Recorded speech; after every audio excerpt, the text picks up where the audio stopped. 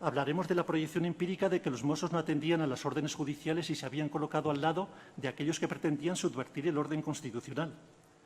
Hablaremos de que la seguridad pública está completamente transferida en Cataluña a la comunidad autónoma, de tal manera que no quedaba defensa de España en aquel territorio.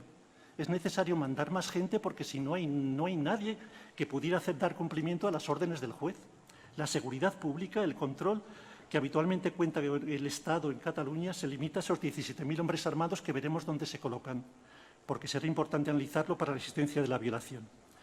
Es evidente que esos 6.000 hombres mandados en los 32.000 kilómetros, 32.108 kilómetros de la extensión de Cataluña para atender a 2.225 colegios, pues resultaba una cifra, dada la dispersión de los colegios, absolutamente insuficiente. Pero es que es más, la violencia da lugar el 3 de octubre a la aparición de Su Majestad el Rey, que como jefe del Estado tiene que dirigir un llamamiento a Cataluña, a la Generalitat, de Cataluña, al Gobierno de la Generalitat, para que respetara el orden constitucional, no la paz pública, no el orden público, no la seguridad, el orden democrático, e igualmente apela a todos los funcionarios del Estado y de la comunidad autónoma para que cumplan sus obligaciones constitucionales. Lo mismo diríamos de los decretos que modifican la Ley de Sociedades, de Capital aprobada en 2015. El Decreto Ley de 15 de 2017 modifica esa ley para que el cambio del domicilio fiscal de las empresas no tenga que hacerse por la Junta de Accionistas, de imposible cobertura, sino simplemente por el Consejo de Administración. La desaparición de más de 3.000 empresas y, evidentemente, los requerimientos hechos el 10 y el 13 de octubre a Puigdemont, la convocatoria de un Consejo Extraordinario de Ministros del 21 de octubre o, finalmente, la aplicación del artículo 155 de la Constitución española, que habla del incumplimiento de las obligaciones constitucionales por una comunidad autónoma y del grave riesgo para el interés general. Si esta violencia no ha sido la adecuada, pues evidentemente no sé qué tipo de actuaciones hubieran sido requeridas para que volviese la normalidad democrática y los cimientos del Estado de Derecho a ser colocados en una situación de seguridad. En el ámbito de la intimidación voy a desarrollar otra idea que a mí me parece de suma importancia. El dominio de las masas y la utilización de los Mossos. Vamos a ver, la utilización de los Mossos es fundamental.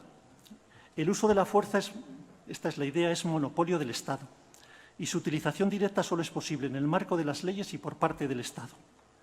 La legítima defensa y el estado de necesidad cierran en las causas de justificación el círculo de la fuerza legítima, la que tiene el Estado con su ius coercitivo a través de sus fuerzas y cuerpos de seguridad, y, evidentemente, las que en situaciones concretas puedan ser articuladas a través de las causas de justificación. El hecho de que el delito de rebelión sea sancionado solo cuando se hace uso de medios violentos responde a esa idea. ¿Qué idea? La invasión del poder inherente al uso de la fuerza por parte de quien pretende subvertir el orden constitucional. Repito, la invasión del poder inherente al uso de la fuerza por quien pretende subvertir el orden constitucional se ha dado. El poder de los Mossos, no por los Mossos, que es un cuerpo encomiable y que en su mayoría hubiera querido cumplir el mandato del juez, sino por la utilización que de los mismos se ha hecho, ha significado la inversión de ese poder. Cuando se invade el poder inherente al uso de la fuerza, que pasa de los que son Estado constitucional a los que están desde la comunidad autónoma llevando a cabo el hecho de separación de la legalidad constitucional. Por eso, la pasividad de los Mossos no es irrelevante, ha sido organizada desde el poder político y la relación de los Mossos con el deber constitucional pues, exigía acciones de mejora del bien jurídico protegido. Si existe pasividad por parte de los Mossos, eso supone planificación, es decir, disposición de un cuerpo armado al servicio de la rebelión, que es lo que se consigue instrumentalizándolos en ese plan. Se ha invertido la pirámide de tal manera que es el poder autónomo de la comunidad el que maneja en contra de las decisiones del juez todo un cuerpo armado que se pone al lado de la rebelión. La idea es de una capital importancia. ¿Y hasta qué punto se dominan aquellos Mossos? Pues escuchemos las frases de sus representantes máximos. Si se respeta la nueva legalidad, por ejemplo, llega a decirse, no tiene por qué haber enfrentamientos entre policías. si se respeta la nueva legalidad, la legalidad de las leyes 19, de las leyes 20, de la Constitución de la República, de la Proclamación de Independencia, no tiene por qué haber. No es eso la expresión de una amenaza, de una intimidación. La sí o la conjunción sí es condicional. Si se respeta esa nueva legalidad, no tiene por qué haber enfrentamientos. Pero ¿y si no se respeta? ¿Qué velado sentido tiene esa expresión? Y no solamente velado, sino expreso. Que existe esa posibilidad, que hay una amenaza de su uso. Quien participa del monopolio del uso de la fuerza del Estado goza, en aquellos casos, la comunidad autónoma de los medios para ejercitarla de forma ilegítima. Y, de hecho, esa policía y esos mozos siguen en su poder de intervención política hasta el 27 de octubre, cuando se produce aquel tránsito. Eso es importantísimo. Hay una inversión de la posesión de la fuerza legítima que se ha vislumbrado el 1 de octubre, porque es muy claro de qué manera se ha actuado. En cuanto al principio de lesividad, pues diríamos lo mismo. Este es un delito de mera actividad y de resultado cortado. Se consuma desde el momento en que te alzas con esos propósitos. No es necesario alcanzar ese resultado. Basta alzarte con aquellos propósitos para que quede consumado. Y es un delito que no es de resultado, porque es de resultado cortado, y que es de mera actividad. Desde el punto de vista jurídico tampoco se entiende de lesión del bien jurídico, sino de colocación en riesgo. Y hay un riesgo evidente en el que se ha colocado el bien jurídico y que es asumible desde el punto de vista de la imputación objetiva por todos los actores. Se ha creado el riesgo jurídicamente desaprobado, se ha convocado el referéndum, se ha llamado a la participación, se conocían los actos del 20 de septiembre, iba a pasar lo mismo el día 1, se domina a los mozos y todo eso lleva como finalidad a la independencia que se buscaba y que se proclamó el 27 de octubre en las resoluciones aprobadas en el Parlamento y a la derogación de la Constitución, que de hecho tuvo lugar con la Resolución 1 del 2011, pero que también de derecho tuvo lugar con la aprobación de la Ley de Transitoriedad, que ya se ha explicado que con su disposición final tercera entraba inmediatamente en vigor después de que, promulgados los resultados del referéndum, fuera aprobada en el Parlamento tras haber sido a su vez publicada en el Diario Oficial de la Comunidad Autónoma el día 8 de septiembre. Por tanto, todos los requisitos se habían cumplido y estaban perfectamente diseñados al respecto. Los fines de la rebelión. Creo que es un alzamiento que es público y que es violento y que ha sido la violencia idónea y adecuada para consumar aquel propósito. ¿Cuáles serán los fines? Pues derogar la Constitución y, por otra parte, separar una parte de su territorio. No quiero extenderme porque además no podría, pero el 27 de octubre se consuma la proclamación de la independencia y se consuma la entrada en vigor de la Ley 20 de 2017, sin ni más ni menos.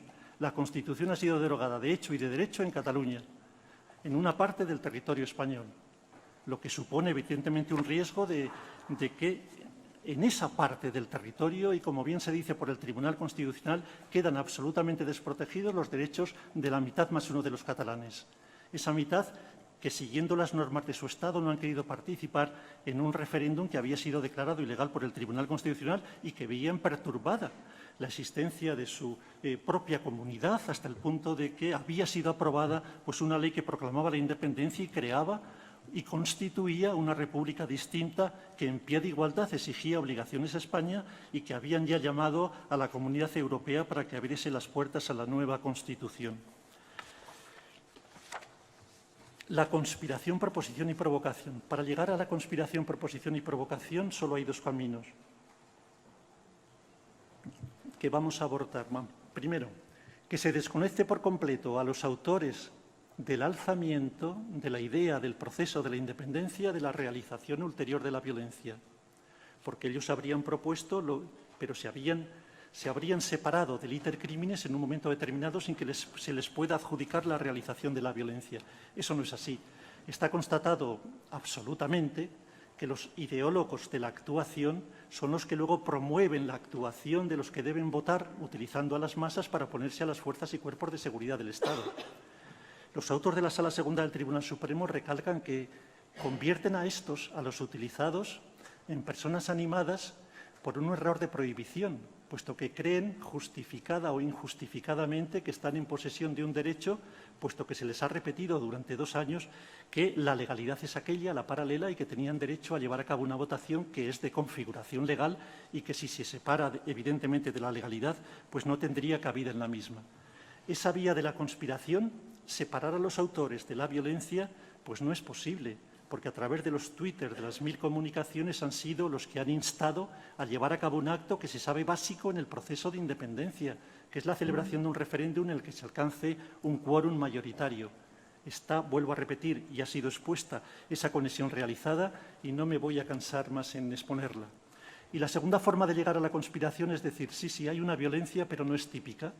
Y como no es proporcional, ni es lesiva, ni lesiona el bien jurídico, nos quedamos abajo. El iter criminis no se ha iniciado. ¿Y por qué no se ha iniciado? Pues porque la violencia no tenía la nota necesaria para llevar a cabo la lesión del bien jurídico. Este argumento ya lo hemos rebatido con la proporcionalidad y con la lesividad. ¿Cómo no va a ser suficiente esa violencia que maneja por completo a las masas y que utiliza a los mozos para consumar su propósito? Es evidente que esa utilización de las mismas y esta utilización del control político de aquellos han favorecido, a través del monopolio del ejercicio de las facultades de la violencia con los mozos y a través de la utilización de las masas, la realización de un acto del que dependía esa independencia. Por tanto, no es posible entender que esa violencia no ha tenido ese carácter necesario para llevar a cabo la lesión del bien jurídico y, sobre todo, cuando el resultado se ha conseguido. Era la adecuada para consumar y para conseguirlo y, por tanto, me parece que la fase de la resolución manifestada de la voluntad, en la que todavía no se haya iniciado el iter criminis, después de todo lo que ha llovido, desde la resolución 1 de la legislatura 11, pues me parece que es olvidar que el iter criminis se ha iniciado y se ha desarrollado a través de los líderes de las responsabilidades diferentes, con una programación absoluta de todas las fases hasta consumar el propósito final, llevando a cabo siempre el dominio de la situación con la utilización de unos y con la utilización de otros. Autoría. Son todos coautores. Han realizado conjuntamente todos los actos del tipo del artículo 472 en cuanto al alzamiento público. Y en cuanto a la violencia, se han servido como instrumento de las personas que llevan a cabo la formación de esas murallas humanas y de los mozos que, amparados en la causa de justificación de incumplimiento de un deber, llevan a cabo una conducta que, en la mejor de las voluntades, jamás hubiera impedido la consumación del delito. Finalmente diré, y ya no canso más la atención de la sala, que el artículo 36.2 es invocado con pleno conocimiento. Es la cláusula de seguridad. Trata, por lo menos, de que no se llegue al tercer grado, sustituyendo las sentencias de los tribunales por decisiones administrativas, cuando, dada la extensión de la pena superior a 5 años, no se ha cumplido al menos la mitad de la misma. Es cláusula de seguridad que permite cumplir los fines de la prevención general para que verdaderamente las sentencias de los tribunales, además de dictadas, pues sean ejecutadas en sus justos términos. Sin cansar ya más la atención de la sala, el Ministerio Fiscal, poniendo el punto y el término final al informe que ha sido dividido en 4 partes, solo solicita de este tribunal que se dicte una sentencia de acuerdo con lo que, en nuestra opinión, ha quedado probado en un delito de extraordinaria gravedad que cumple los límites del principio de legalidad y se inserta en el ámbito del artículo 472. Nada más.